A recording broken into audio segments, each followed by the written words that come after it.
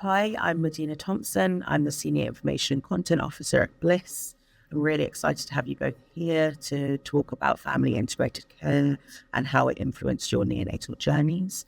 Great if you could introduce yourselves as well. I'm Shan. And you're Remy's mum. And I'm Remy's mum. I'm Carla and I'm Remy's mum as well. And I carried Remy. And yeah, we're Remy's parents. Lovely. It's great to have you both here. So I guess my first question, seeing as we're talking about family integrated care, is whether you knew what family integrated care was before or during your time in the neonatal unit. So we initially didn't know what it was. We didn't know anything about neonatal care at all before going into before having Remy. But it soon became really apparent to us actually what family integrated care was when we were in Southampton Hospital. We are going to mention that's cool. the names of the hospital. We won't say when we filled out the consent form, we won't say our surnames, but we'll say the names of the hospital. So okay, that's perfect. So yeah, we did prior to having Remy, we didn't know anything about neonatal care at all, and we certainly didn't know anything about family integrated care. When Remy was taken to Southampton Hospital, we were really soon welcomed to the neonatal unit and were informed about family integrated care. And I think you especially were open to it more. Yeah, it was initially. I think initially it wasn't something that they sort of came to us and said this is what family integrated care was. We just started going through the process, and I would often go on my phone and look on the Bliss website, because when you're a first time parent and you're in the NICU, it can be very sort of overwhelming and very daunting. So any sort of downtime I'd look up things of things that we might need to know about, and that's how I found out about it on there. But I could also already establish that we were already doing that with the healthcare professionals, which was really nice. That's really great. And it's interesting that you kind of, from looking at what it was, you recognised that it was actually in place in the hospital that you were in. Absolutely. Yeah. It was, like I said, it wasn't something that we necessarily needed to be told about. It was just great that we were very soon introduced to the process of it and getting involved in Remy's care and how to, I suppose, care for him whilst he was there, but also be his parent and learning that alongside that as well. So I think for us, or for me at least, having Remy so soon and so suddenly and going through everything, I was probably I was very much emotional. My hormones were everywhere. I was really frightened, really scared. And having that family integrated care, especially for you, enabled you to take on that more practical role. And for me to be, I felt really supported and really taken care of from like the emotional aspect. And then when I was able to, then it was changing the nappies, changing if he had pulled his feeding tube out, letting them know that he'd pulled his feeding tube out and feeding him via the NG tube. So yeah, it was I wouldn't say a slow process, but it felt like it was right for us and right for me at that time. Yeah, that's really great. I'm really happy that you guys had a positive experience of it. And I guess that's kind of what we'd like to get into in this interview, which is what factors allowed you to have that experience. So I guess my first question would be, do you think there were barriers to you being involved in Remy's care? Things that were difficult, whether those were having confidence to do things like do feeds and do nappy changes. Was there anything that was difficult in terms of being a hands-on involved parent for you guys? I personally don't think it was necessarily difficult from the healthcare professional side of things. I think it was difficult because we had a very, very small baby who was unwell initially, covered in tubes, and there's lots going on. But in terms of the family integrated care, they were great in giving us the confidence to pick him up when we were able to be able to feed him, and also to learn how to comfort him when you can't hold him, because we couldn't hold him for a period of time. He was in an incubator, so to how to comfort him in that way. So in terms of barriers on that side of things, no, we were very fortunate as well that in the first hospital that we're at, we had they managed to arrange accommodation for us. On the first night that we arrived, Carla was still a patient, so she had to stay on the ward. It was about 3 o'clock in the morning, and initially I couldn't stay with her. So the healthcare professionals in the NICU very kindly got me a room, and I was able to just pop my head out. I could see Remy literally down the hallway. I could go in and see him, because there was no way I'd have been able to drive home at that time in the morning. Because where we live was probably about 45 minutes at that time away, and like Shan said, I was still a patient, so I had to be admitted to that hospital, and then initially on the labour and delivery ward, Shan was told, you're going to have to go home now. And it was 3 a.m. We had no sleep. I'd been in active labour for however many days, and we were exhausted, as you can imagine, and to be told you need to go home. And then, as Shan said, go into the neonatal ward. The staff there were incredible, and straight away were like, no, if there's a room, you're staying. So it was really comforting to know that you were there. I was upstairs, and trying to express and pump and do everything, like introducing myself to that world, whilst you were able to be by his side and to see him, it was really, really valuable for us. Yeah, and I think it was really key for us as well. We were first-time parents, and it was quite obvious for them to see, it's a very overwhelming place to be as a first-time parent. It's almost like a big bang explosion to introduction to parenting, and they were able to see that and give us the confidence to say, look, it's fine. We're going to teach you how to do this. We're going to teach you how to do that. But also, if you're not comfortable doing that right away, we'll do it, and we'll show you. We'll take you through it step by step, and you almost go through a sort of a checklist of things to do. And I'm really grateful for that, because as a first-time parent, we didn't get the opportunity, because Remy came so early, to go to sort of neonatal classes. Or we went to one actually, but the amount of knowledge and information we came out with from our experience is a massive positive. So we've managed to turn what was initially quite a negative experience and a shocking experience into a really positive one by coming away knowing a lot more about family and surrogate care and going through that process.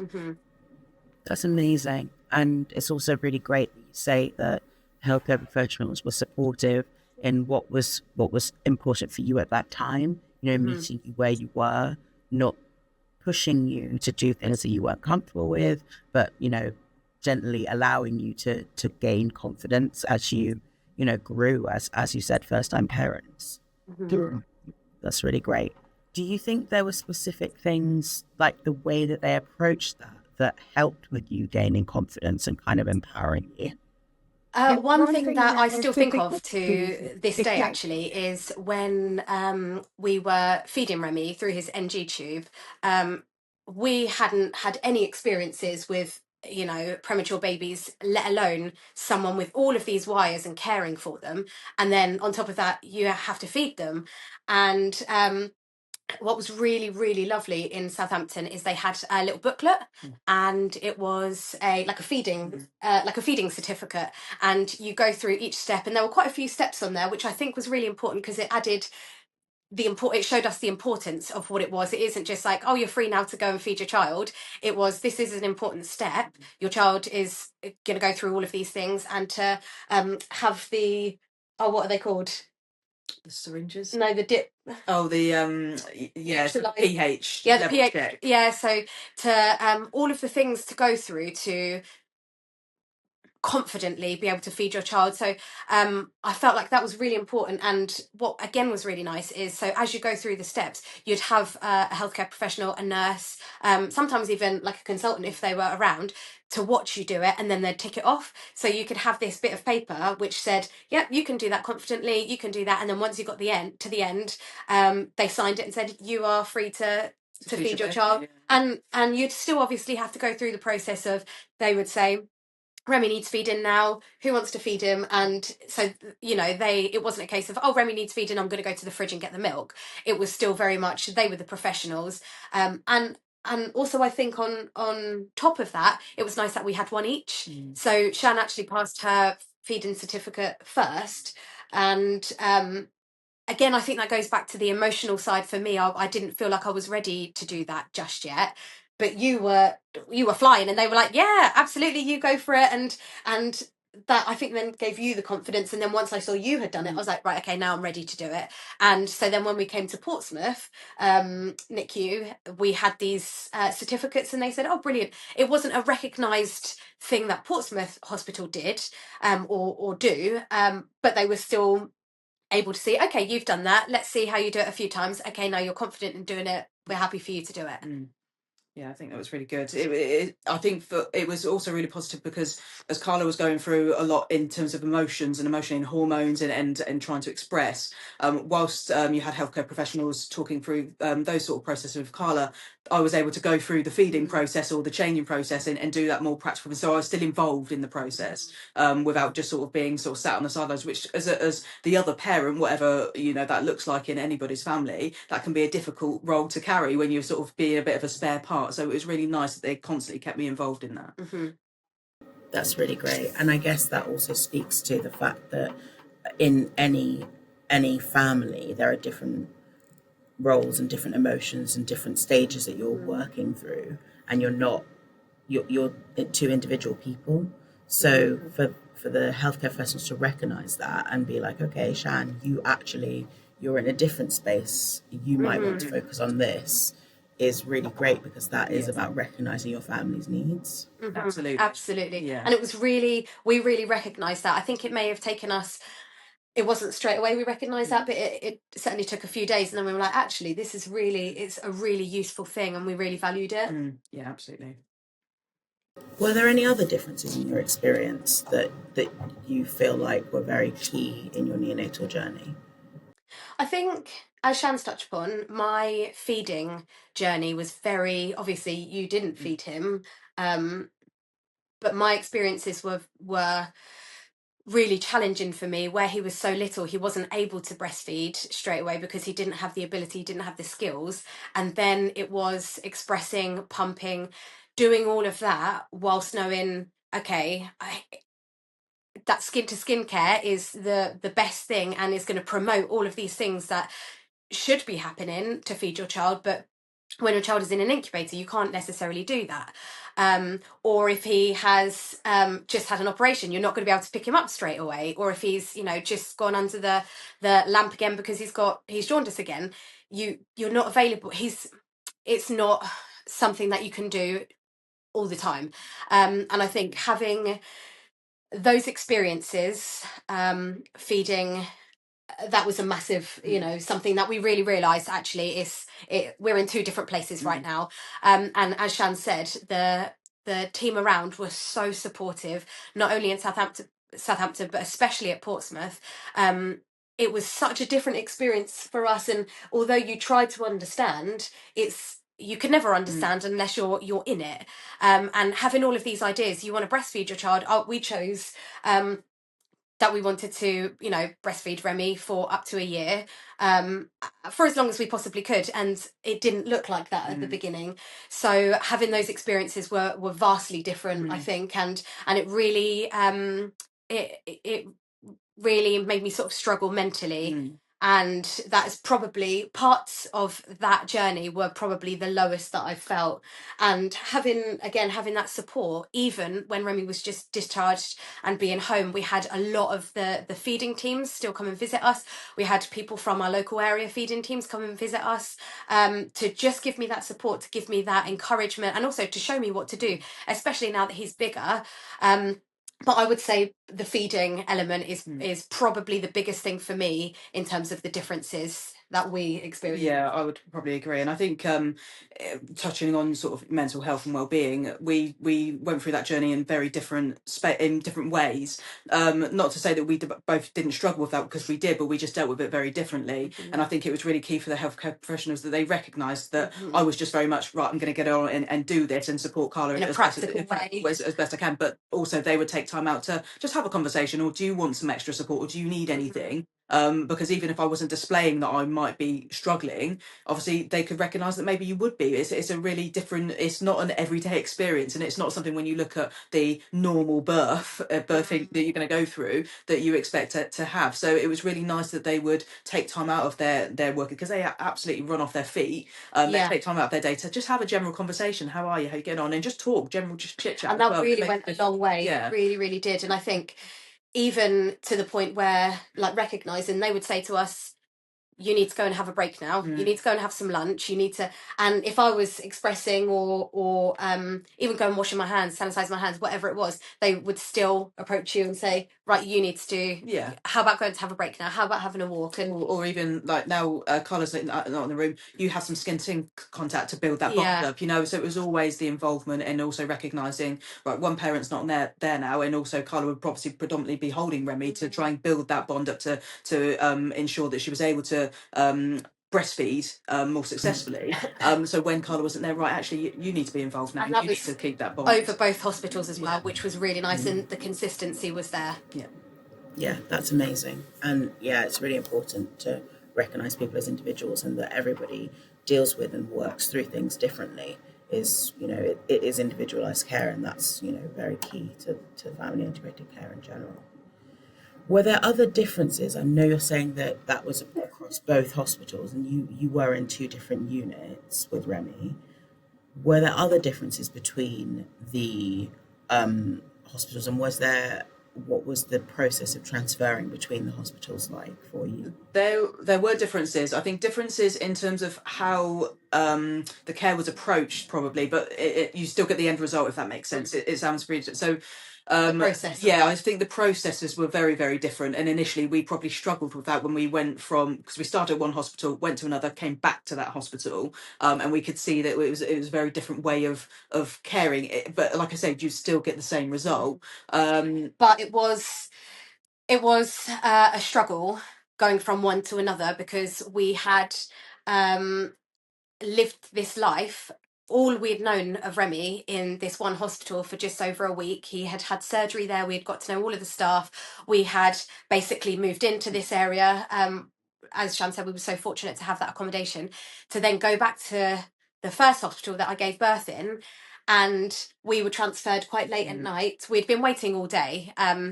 And, you know, as people will know, like it can happen at any time. You can be transferred to a hospital at any time, day or night. And so, you know, that the issue really was that it was late at night, and we saw it in the dark. We saw it for all of the differences, and it was a struggle to see, this is different. How are we going to cope? And I really don't do well with change. I really struggle, and having things like a different room, a different setup, the noises were different. Even we were discussing, even the blankets for the incubators were different.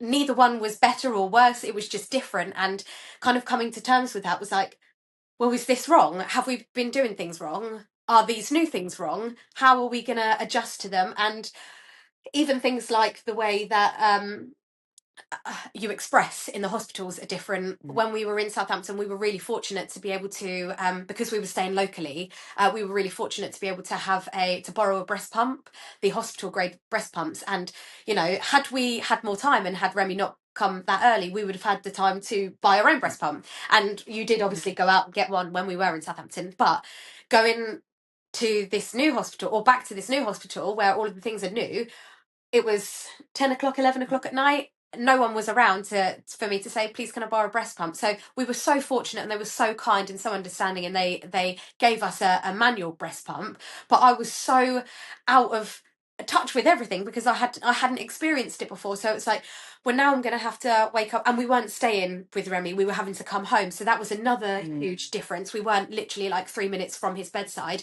We were like 30, 20, between, depending on the traffic, sort of 30 minutes away, 15 minutes away. So then I was like, it was just a lot to process, but it, like, reflecting on it, neither one was better or worse. It was just different. Yeah. And I think once we got back into the normal routines during the day, and we got to see when it was fully staffed, and we got to meet the regular nurses and healthcare professionals that we would speak to on a daily basis, it was fun. It was just getting used to the changes of, like I say, being in a room where we've gone from it being completely dark and it's very mellow, it's very calm, and it's that much very bright, and there's lots of noises, and it's just very, very, a lot of change in a short period of time. But it was fine. It was just a bit of an adjustment period. Yeah, that makes sense. It is like, lots of people find change difficult, especially in a time when it's very emotional, very heightened. You've gone through a lot. It was a shock. You weren't prepared for it. You've just settled into a routine, and then that's taken away from you. It's a very like confronting time. Yeah, absolutely. Do you feel like there were spaces and recognition that you needed support from your wider family and friends in both of those units. Did you have support from a Yeah, we wider did, and I think network? yeah, and that was actually one of the differences as well. Actually, so when we were in Southampton, we were allowed to have family over, and there wasn't a sort of set limit of people we'd have. However, we kept it very strict as to who we wanted to have, because obviously we appreciate that Remy's not the only baby in care, so we don't want lots of people coming in and out of the hospital. But in visiting Remy, Yeah. there could be one parent Yeah, and yeah, one yeah, visitor. yeah. But in terms of the visitors, you could have a different person every day. You could have a different person every hour, as long as there was one parent and one visitor to her baby. Absolutely. So when we went back to Portsmouth, that was you were only allowed to have 3 people, which again completely understand that. But then it's almost like a picking of which of our support network are we going to have? Who can we now have that comes up regularly? And Carla's dad, fortunately, he works at one of the hospitals, so would see him during lots of going and having a cup of coffee or a lunch break, so we could see him. But it was almost a little bit difficult to say to one of like my mum, really sorry, but you can't come now. And my mum lives a little while away, but we have to keep it strictly to these 3 people. So that was a bit of a change for us and a bit of adaptation. We're very fortunate in the fact that we don't live too far away from Portsmouth, so we got to see our support system. But I think that was just the shock initially to say that we were there all hours of the day, so we wanted people to come to us and give us that support whilst we were there. So that was where it was slightly different. I think it is important to know, though, and probably reflecting on our experiences, it's very, very isolating, very isolating experience. And you're in a world where it's sterile, everything is sterile, it's almost silent, especially when we were initially in Southampton, because he was in the high care room. It was like silent, and then coming back to Portsmouth, there was a bit more noise, but ultimately it was very calm and understandably so. So you take all of these experiences and then you apply them to your own life. So it's like you do almost distance yourself from people, because it's not only a newborn baby, it's a newborn baby that's almost minus age. So you don't want to be unwell. We didn't want to be unwell to then not be able to visit Remy. And then so it was really isolating, wasn't it? And I think what was really lovely and really appreciated and still appreciated, our friends, family, wider family, work colleagues were so understanding and so supportive, and the amount of texts, calls, visits, people understood, please don't come and visit us because we probably won't be here. Remy was in there for 6 weeks. So we were very, very likely not to be home. And like my mum would bring us food, like meals. Like your work were incredibly understanding. My work sent us flowers when we were in Southampton. We just felt so much love and support, and that really went a long way, even though they couldn't physically be there with us.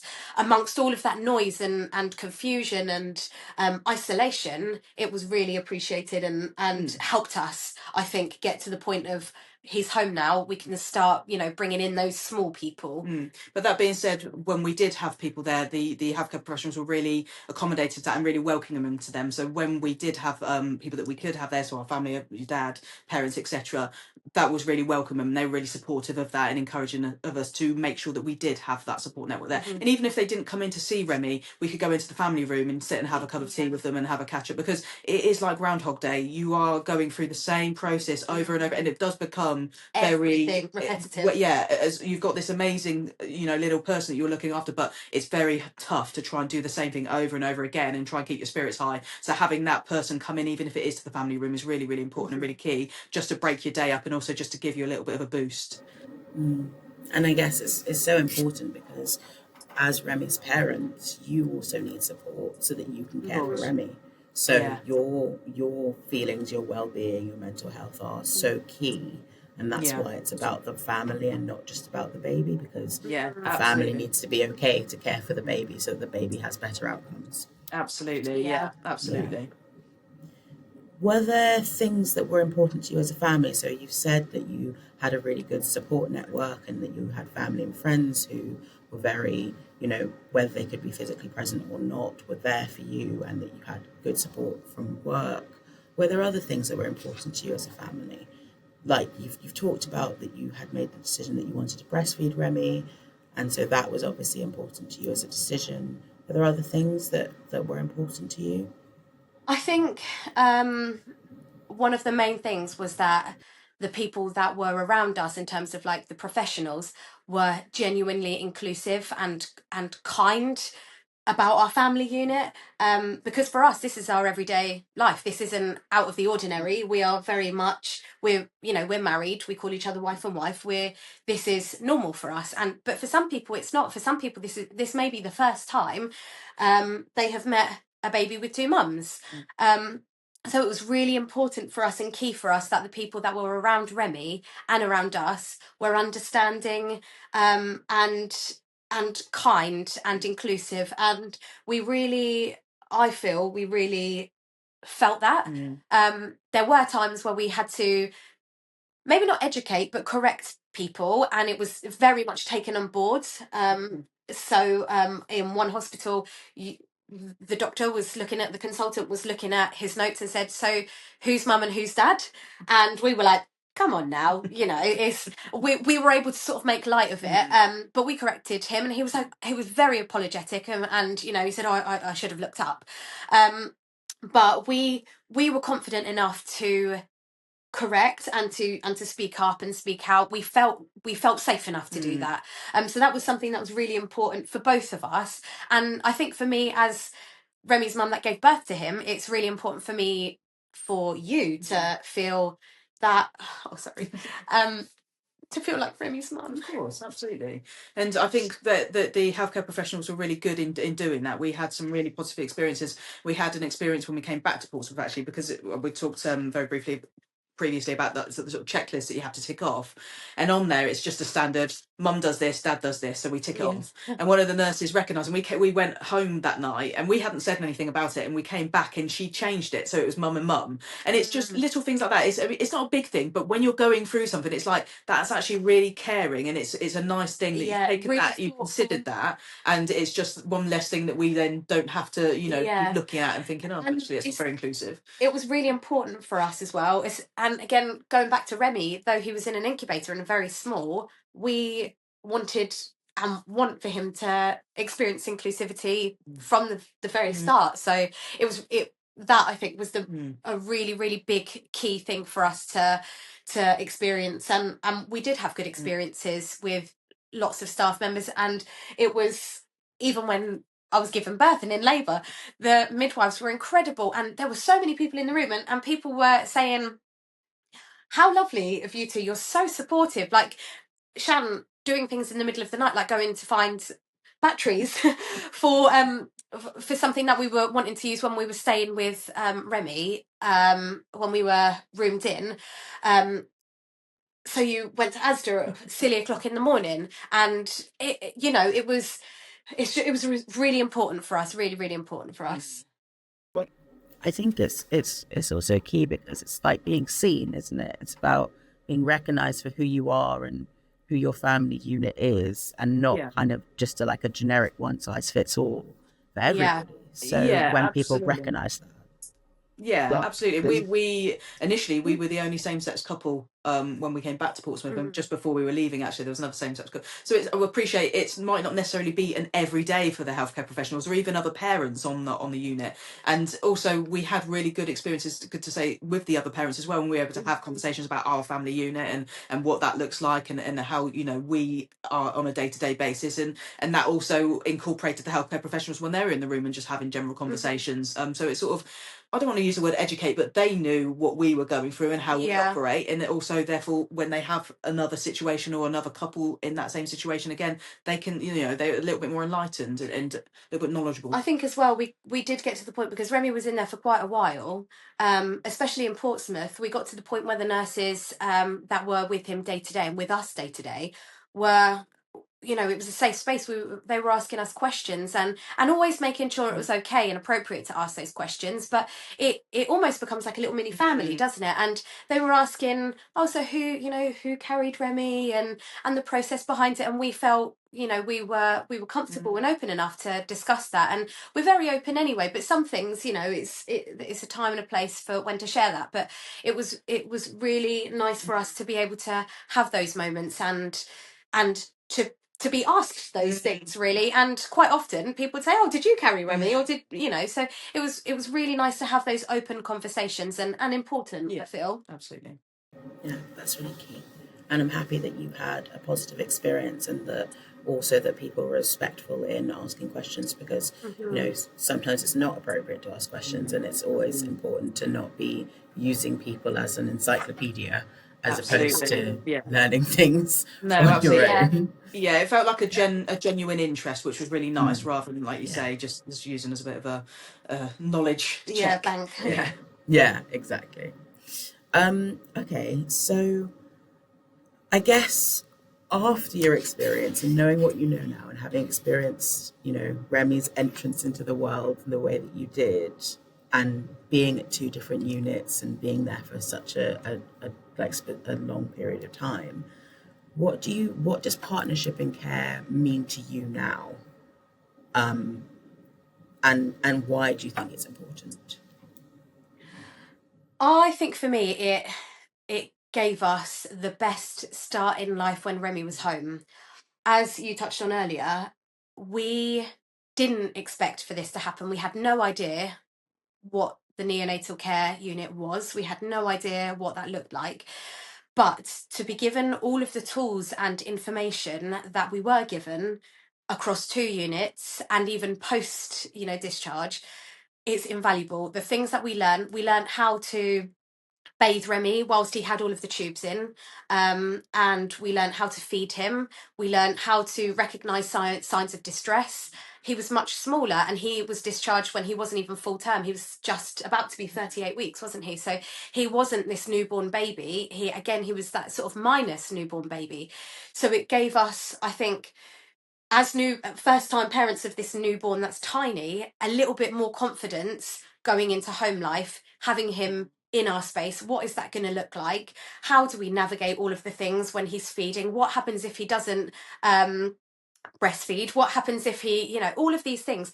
I think it really gave us the confidence to start our home life and this home journey with a little bit more ease. It was still really scary and still really uncomfortable at times and chaotic and all of the things alongside being new first time parents, but it really did give us the confidence that, you know, we didn't expect or know that we may need. Yeah, I think it is pretty much as it says on the tin. It is working together to try and care for our child, or that individual's child.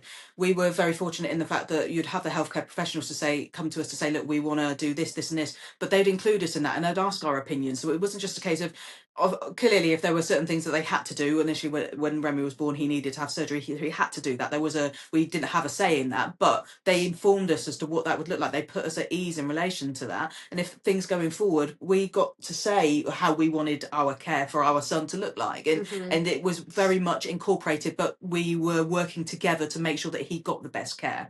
So we were really, really appreciative of that, and like I said, we came out of that from like I said, what started as a massive change in a scary situation, really positively, with lots of knowledge and experience from people who are very knowledgeable and experienced, and also some of the nurses who have also got their own children. They've been doing this for a long, long time, and so we've got different ways of winding Remy that we would never even thought about, that were really helpful, little things like that, so that when we come home, it just made life a little bit more comfortable and a lot easier for us.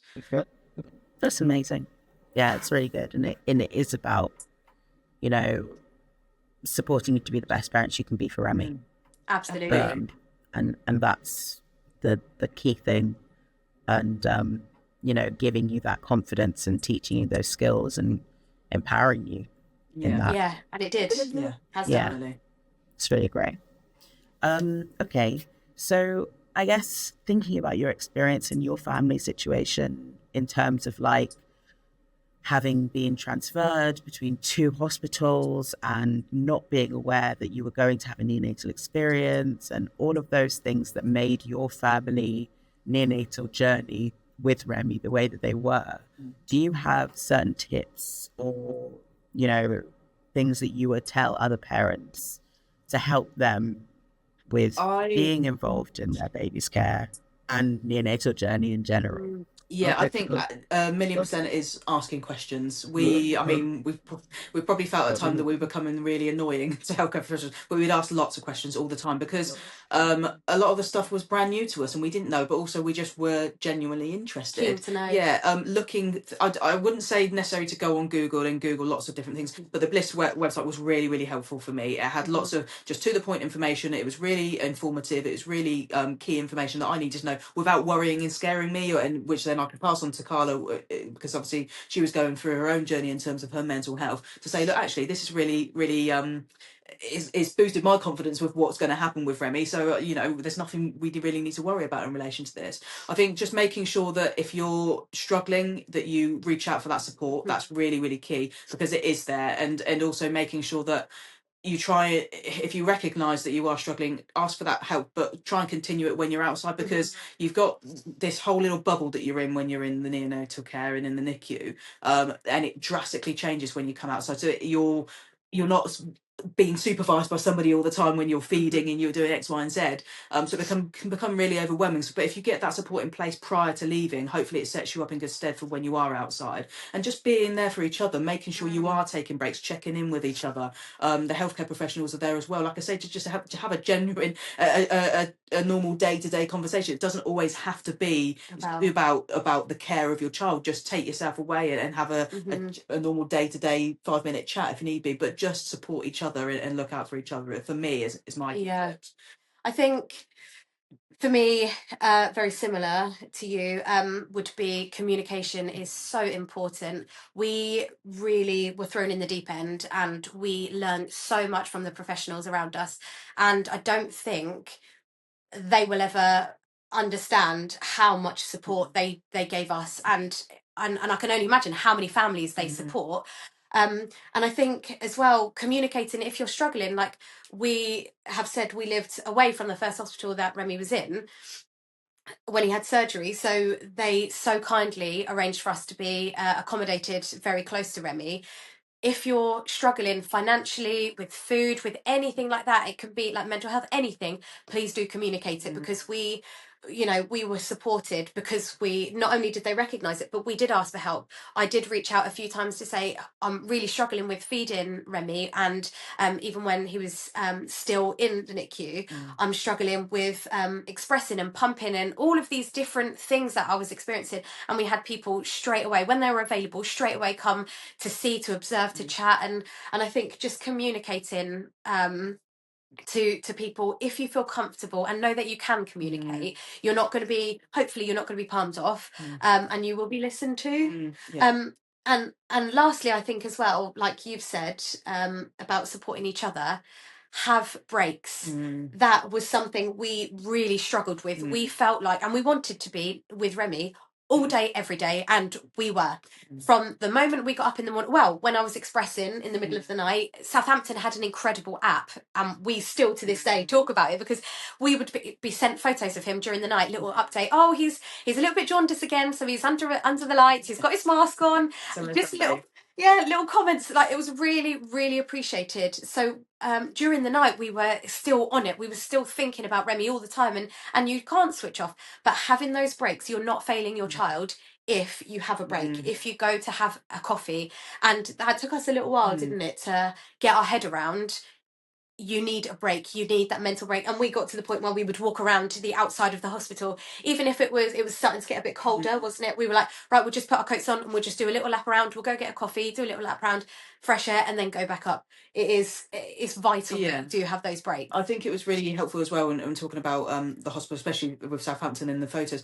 We were filled with confidence that those healthcare professionals, they were looking after our child. We knew they were their own. So we were comfortable after the first few nights of having to leave him, of going and trying to get a couple of hours sleep, knowing that he was going to be well looked after. We didn't have to worry about that, and we'd come back the next day. They'd give us a full rundown of how we'd be, of full update. Absolutely. And then it would be the handover, and then you get an update from the new nurse that was coming on. And it was just a constant rolling updates, but just really nice, genuine people who would keep you informed and keep you involved as well.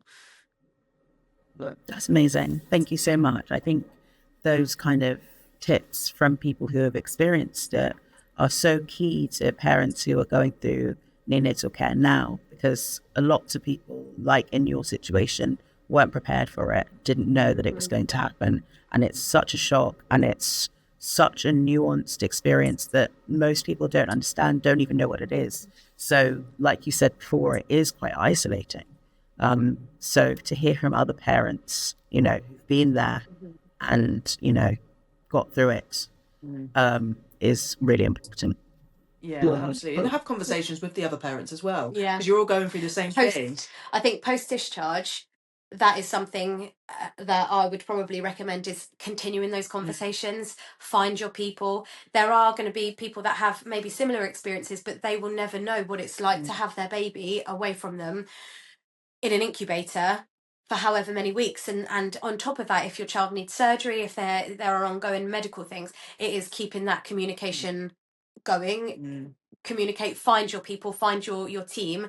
And there are so many groups like Bliss. There are so many different groups and charities that are for this niche group of NICU parents, NICU mums, or people that have had, sick babies, or whatever it might be. Find those people, find those groups. It is so important, and something that we still continue to do. That's really great. Yeah, getting support is key, and finding people who, whilst they won't have had the exact same experience as you, understand, what neonatal care is, because, as we said, many people don't, and it's important to have people around you that you can talk to that understand the ongoing journey. Yeah. Yes. Is there anything else you'd like to add that we haven't touched on, about your experience, or, about what helped to empower you during your journey? Trying to think of what we've said and what.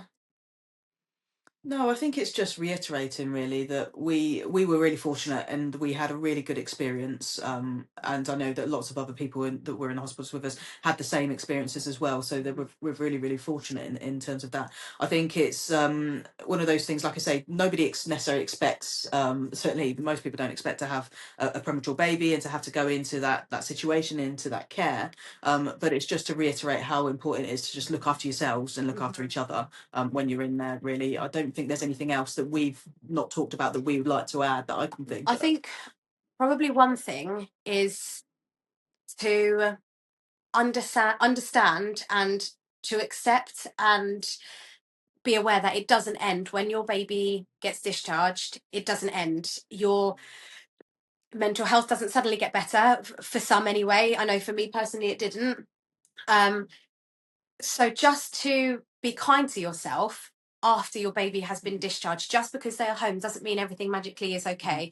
You will probably still carry lots of those, health anxieties, worries, fears, all of those things, but give yourself that time to process it and to reach out to people and to find your normal with what works for you. Because what is normal for other people, and full-term babies that had a normal birth, is not what we've experienced, and it's completely different to what our home life looked like when he was discharged. So I think it is just to be aware that it may not completely snap back to normal, even if you've had normal births before, and this you've had a second or third child that has had this experience.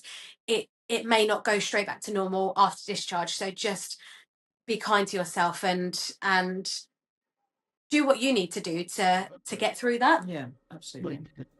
Yeah, I think looking after yourself throughout the journey and onwards is really important. And I think conversations like this, and obviously we so appreciate you being involved in this conversation and being able to support other families in this work, but it does bring things up again that you might not have thought about.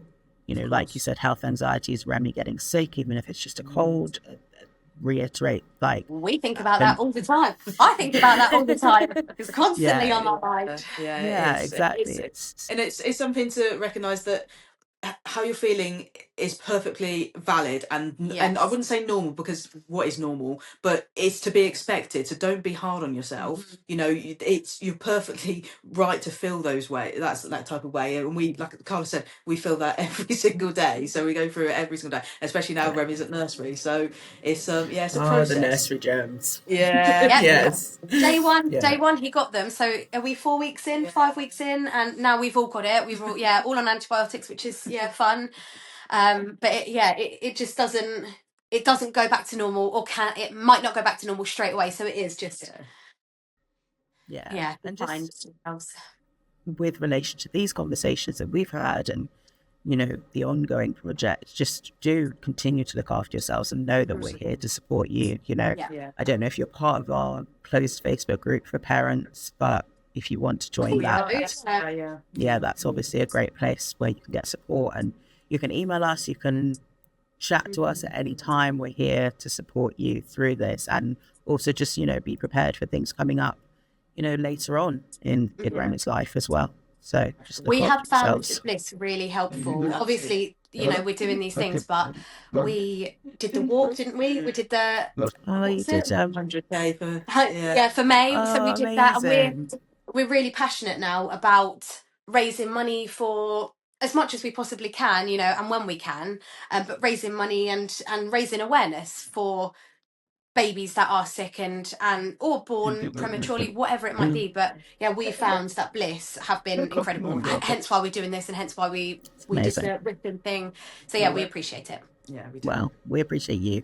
Thank you so much for giving back and taking your experience and using it to help other people. It's amazing.